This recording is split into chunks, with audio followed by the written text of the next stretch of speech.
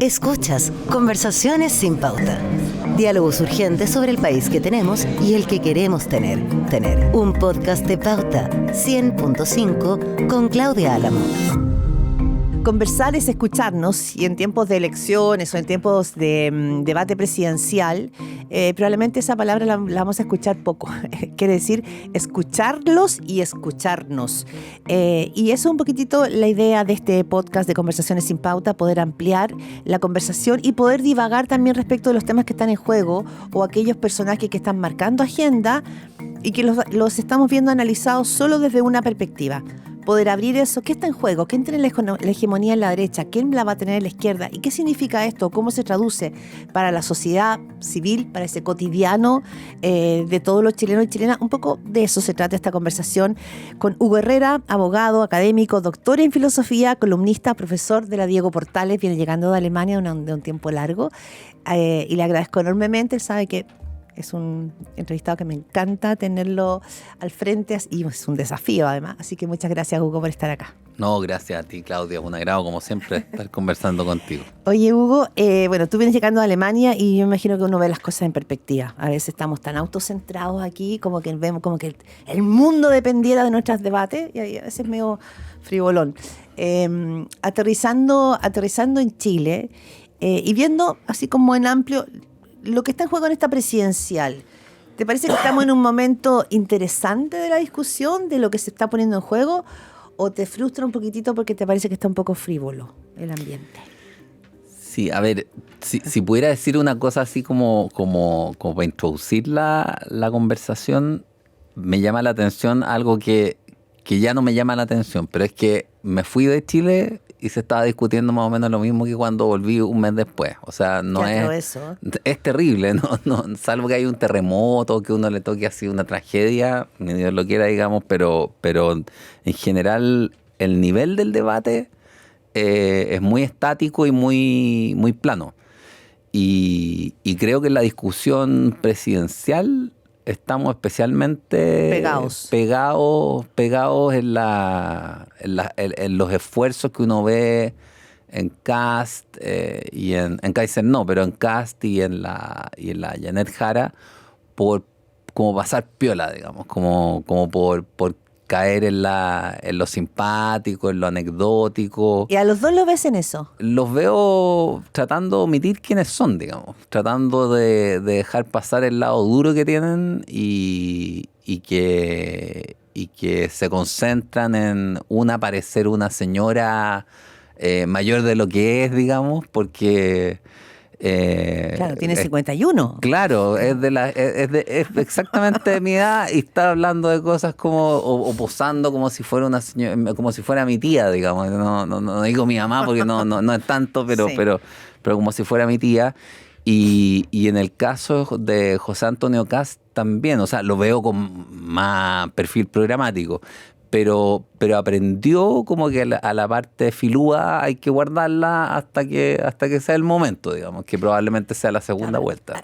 Antes que avancemos, pero igual es sintomático esto que tú dices, porque me lleva a la siguiente como pregunta. Decíamos que lo que se había instalado después de los procesos constituyentes era la moderación, ese centro político que en realidad había estado huérfano y claro, había brotado, ¿no? Pero si vemos hoy día quiénes son los candidatos que aparecen en las dos barritas más competitivos, son Janet Jara, que es una candidata no solo de la izquierda, es más a la izquierda que Gabriel Boric porque es del Partido Comunista, y un candidato que es José Antonio Kast, que es más a la derecha de Chile Vamos o de Belén Matei. Es decir, el diagnóstico de que estábamos viviendo en el centro es verdad.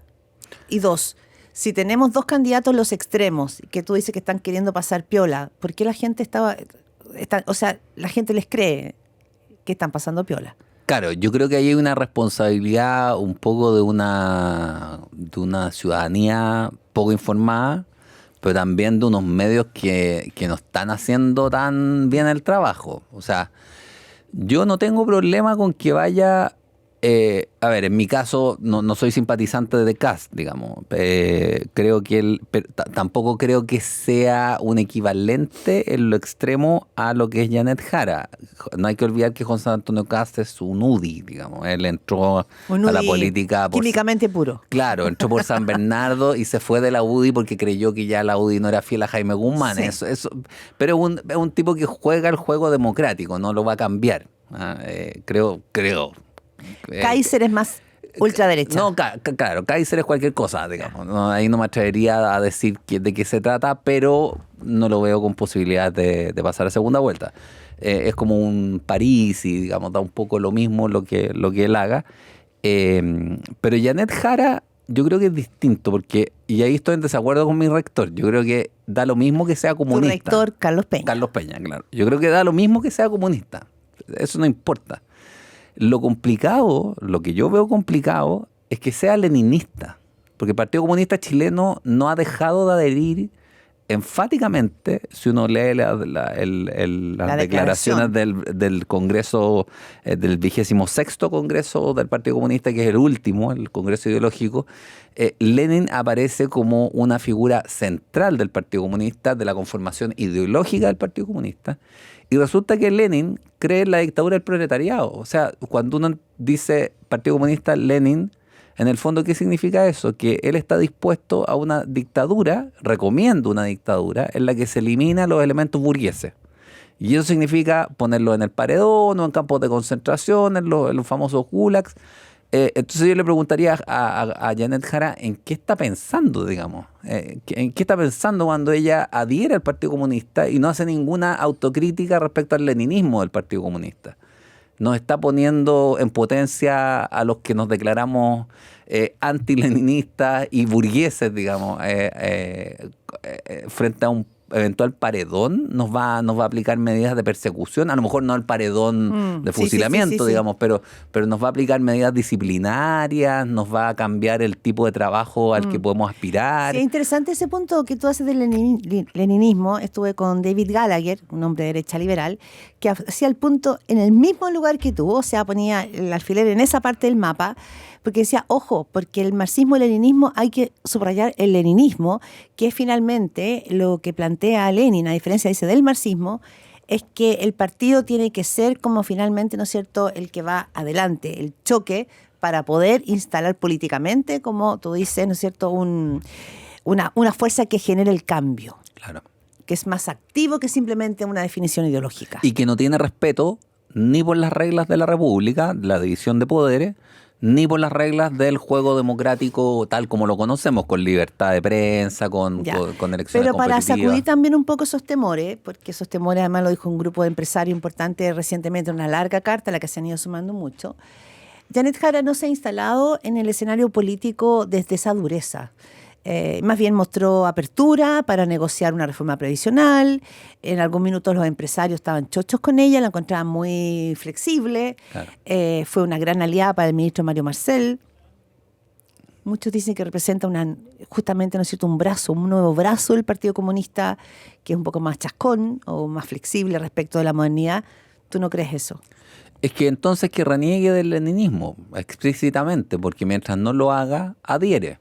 O sea, si tú estás en un partido, imagínate que estuviéramos en un partido, por decir así nosotros, en un partido que dijera vamos a perseguir a la etnia mapuche, porque es un objetivo a conseguir para llegar al poder en Chile e instalar un buen sistema de gobierno.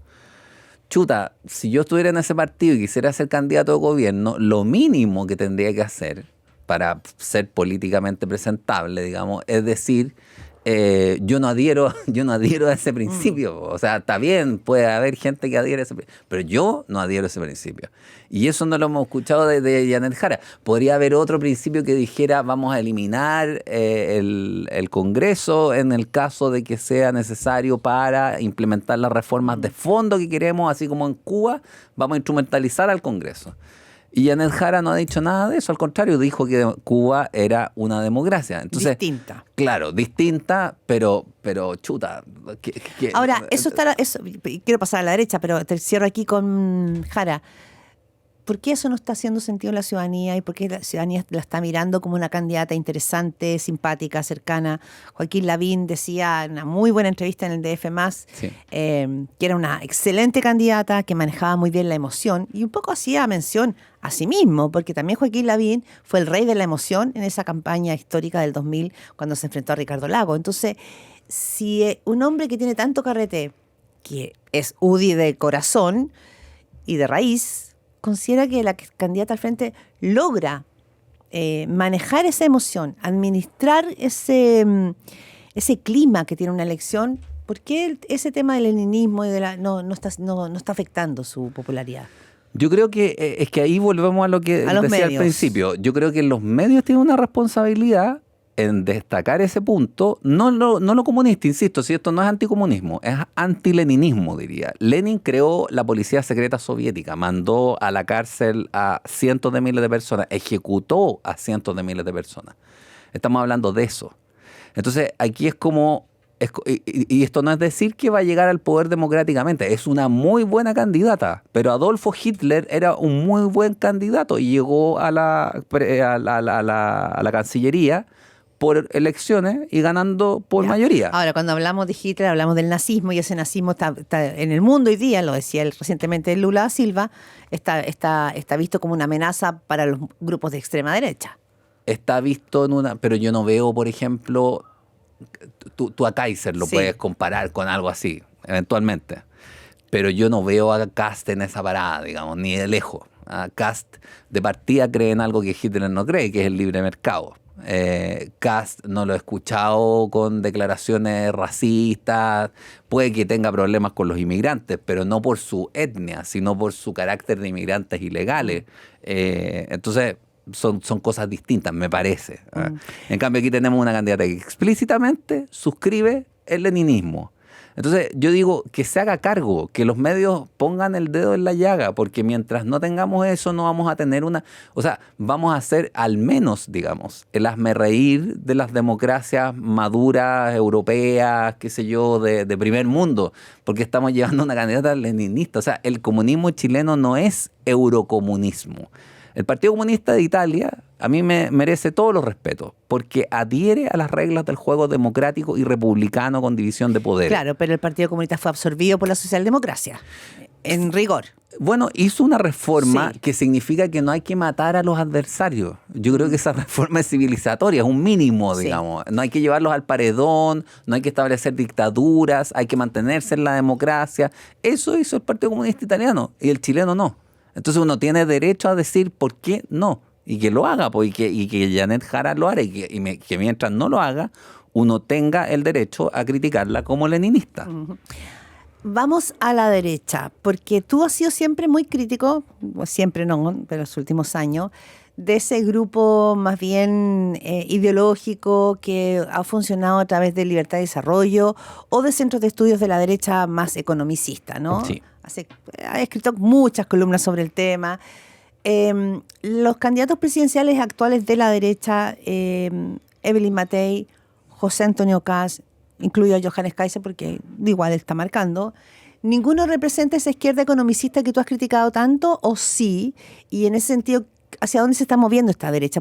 ¿Cómo ves estas derechas? A ver, mira, yo creo que el problema que he detectado en la derecha es en el fondo doble. Porque por una parte está la influencia de Libertad y Desarrollo como poder fáctico, por llamarlo de algún modo. Parte de lo que Alamán en su minuto llamó los poderes fácticos, a los cuales después se suscribió. Y por otra parte está el economicismo. Yo creo que el economicismo está muy fuerte, más de lo que yo quisiera, en la candidatura de Evelyn Matei. Yo creo economicismo, ya, perfecto. O sea, la idea del énfasis en la gestión y la economía, en que poniendo el énfasis en la gestión y en la economía tú vas a solucionar los problemas del país. Pero nosotros estamos en un nivel, por decirlo de alguna manera, tectónicamente más profundo. Aquí está temblando más abajo, en placas más hondas del asunto. Ya. O sea, desde 2019 al menos podemos saber que es la legitimidad de las instituciones la que se está viniendo abajo. Y eso, claro, tú lo recuperas con economía, lo recuperas con buena gestión. Yo no le desconozco, por ejemplo, la buena gestión que hizo el presidente Sebastián Piñera en el tema del coronavirus. Pero no basta solo eso. Tú tienes que ponerte en perspectiva política, porque estás en política. Entonces, ¿qué es lo que ocurre? Que en la medida en que Evelyn Matei se dedica a hablar de gestión y de economía, queda reducida a su mínima expresión, queda reducida a una parte, a la parte menos importante hoy día de lo que ella podría hacer. Y eso la deja en tercer plano frente a la discusión de los otros dos grandes colosos económicos, digamos, y ella no queda discutiendo con que la están atacando, queda discutiendo con problemas menores, queda reducida cuando lo que ella debiera poder hacer, es decir, aquí estamos frente a un problema de legitimidad de fondo de las instituciones. El pueblo va por una parte, las élites y los discursos políticos van por otra. ¿Y qué se necesita? Grandes reformas, grandes acuerdos. Ni la Convención 1, por culpa de la izquierda, ni la Convención 2, por culpa de Kast, lograron llegar a acuerdos. ¿Qué es lo que puedo ofrecer yo? Algo tan simple como esto. Estoy en la mejor posición para ofrecer acuerdos, porque estoy en el medio, justo en el medio. En el medio fáctico, no es que ella sea de centrismo, de la unión de centro-centro, como decía el Fray Rasuti. No es que yo sea de centro, pero estoy en el centro, fáctico, entre una leninista y un UDI duro, digamos. En ese centro, la única que puede ofrecer pactos a gran escala soy yo. Estás escuchando un podcast original de Radio Pauta, 100.5. Sí, pero Hugo, yo creo que ahí hay un punto que a propósito de lo que tú dices, el pueblo aquí, la élite acá, ¿no será un análisis muy desde la élite? Lo pregunto, ¿en qué sentido? En que no sé si hoy día, mira, Carolina Toá hizo un discurso parecido, de gobernabilidad, de la necesidad de los acuerdos, de que todas las soluciones son muy complejas, que son sofisticadas, que decir que se acaba la migración es simplista, es populista. Es decir, las respuestas complejas, asegurar gobernabilidad o hablar de la institucionalidad, que es lo que evidentemente el país necesita, no encuentra eco, no tiene tono de oferta, no parece cautivar o seducir. Entonces me pregunto, ¿no hay aquí nuevamente esta división entre lo que la élite y el pueblo consideran que se debiera hacer? Porque la ciudadanía quiere escuchar otra cosa. Estoy de acuerdo en parte. Ya, no, pero es pregunta. Sí, estoy de acuerdo en parte creo que es una buena pregunta porque en Europa pasó más o menos lo mismo. O sea, si tú te fijas el Brexit.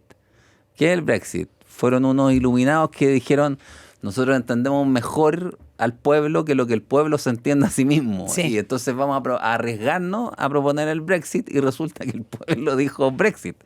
Y les quedó la escoba.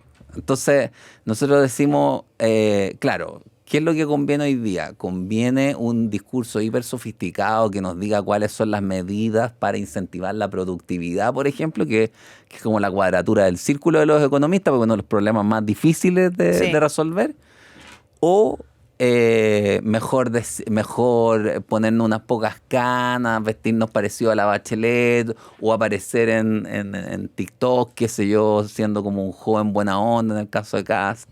Bueno, parece que eso reditúa mucho, efectivamente, pero me parece que al final es irresponsable, porque yo creo que en el fondo hay una conciencia ciudadana, hay una conciencia cívica que sabe que las cosas no están bien. ¿Y cómo se refleja eso? Se refleja en la pérdida continua, sostenida a lo largo del tiempo de legitimidad de las instituciones. Nadie confía en los partidos políticos, pocos confían en la judicatura, muy pocos confían en el Parlamento. Y esa es la real crisis, y esa crisis está ahí, esa crisis no se resuelve. Entonces, claro, a lo mejor la gente no es plenamente consciente de eso porque no todos somos analistas políticos, digamos, pero que el problema está. Ahora, ¿cómo lo resuelves? Como Carolina Toá diciendo que todo esto va a ser muy difícil, así como Churchill dijo, yo solo prometo sufrimiento y sufrimiento y sufrimiento. No, hay que tener también cierto tacto electoral. Pero yo creo que en el caso de la Evelyn Matei es fácil hacerlo. Porque es tan simple como decir, yo estoy al medio. Aquí, si queremos reformas grandes, esas reformas no las van a hacer sentado en una mesa José Antonio Kast con la Janet Jara. porque una es leninista y el otro es un UDI duro, digamos. La única que está capacitada por posición, porque el destino la puso aquí, digamos, y porque tiene la voluntad de hacerlo, además, soy yo. ¿Y por qué? Pero tiene que proponerlo. Ya, pero así tal como tú lo dices, suena razonable y perfecto. ¿Por qué no lo ha hecho? ¿O por qué no ha podido hacerlo? Porque yo creo que ha intentado hacerlo. Decir, yo estoy en el medio, los extremos. ¿Por qué no puede? ¿Qué es lo que no está pudiendo encarnar? Se la ve incluso un poco irritada, un poco enojada, no con esta certeza de ser el bloque de centro. Claro, yo creo que, mira, es que yo creo que ahí afecta una cuestión en la que he venido estudiando desde hace tiempo, que es el dominio que ejerce en la derecha el discurso económico y de la gestión. O sea, históricamente, si uno mira la derecha del siglo XX, había 4 derechas al menos, ¿no? Una derecha liberal laica, una derecha liberal cristiana, que es hoy día lo que es la UDI, qué sé yo, una derecha nacional popular, tipo Mario Desbordes, Sí. Cristian Monkeberg, más preocupada de los problemas sociales. Tipo también Osandón. Osandón, claro. Hermano y hermana, digamos. Claro. Sí. Y una derecha social cristiana, que nosotros podríamos decir está en la católica, en la federación, son solidarios, no son los gremialistas los que ganaron. Bueno, de esas 4 derechas, con la dictadura prevaleció la derecha económica. Entonces, si uno ve la composición del comando de Matei, a mí me defraudó mucho, porque ella fue crítica en un momento de Libertad y Desarrollo. En una de mis pullas, ella agarró vuelo y también criticó muy fuerte Libertad y Desarrollo. Pero resulta que en su comando incorpora gente de Libertad y Desarrollo. En su comando tiene presencia Evópoli. Evópoli no existe políticamente. Son un 2% de los votos después de 10 años de tener un partido político. Son puros jóvenes de la élite radicales, más radicales que la UDI en temas económicos. Son fanáticos en temas de libre mercado, digamos.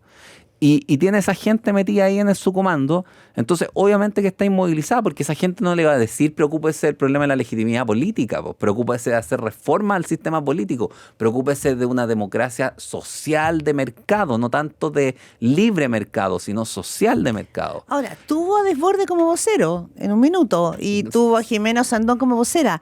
Quiso hacer un guiño a esa derecha más social, como dices tú, ¿no? Claro, pero en un esquema que era poco ordenado, por decirlo menos. O sea, tú no puedes tener 11 voceros porque se te transforma en un Cuando no hay 11 caos, no hay ni uno. No hay ni uno, es una asamblea eso. Sí. Entonces, yo lo que creo que le falta decir o sincerar diciendo algo así como aquí hay 4 derechas, bueno, voy a tener a las 4, pero las voy a tener en proporción. Entonces, los 4 van a tener que discutir cada vez que propongamos alguna medida y que no sea el grupito de Evópoli más el grupito de Libertad y Desarrollo los que le lleven la agenda, más un vocero con tan poca experiencia política que tienen que salir a desmentirlo desde el propio comando, como es Paulsen, que puede ser una muy buena persona, pero como vocero es un desastre. O sea, si del propio comando hay que desmentir al vocero, es que ese vocero no es vocero, no funciona. El tiempo va pasando rápido. Hugo Herrera, ¿tiene tiempo Evelyn Matei para reencantar, para posicionarse? Todo el mundo dice, faltan 4 meses y 4 meses es una eternidad en política. Es cierto, pero al final 4 meses no es tanto en términos, digamos, del tramo final de una campaña. Para una candidata que hasta el verano estaba arriba de las encuestas y que hoy día la vemos, ¿no es cierto?, a la baja, en tercer lugar.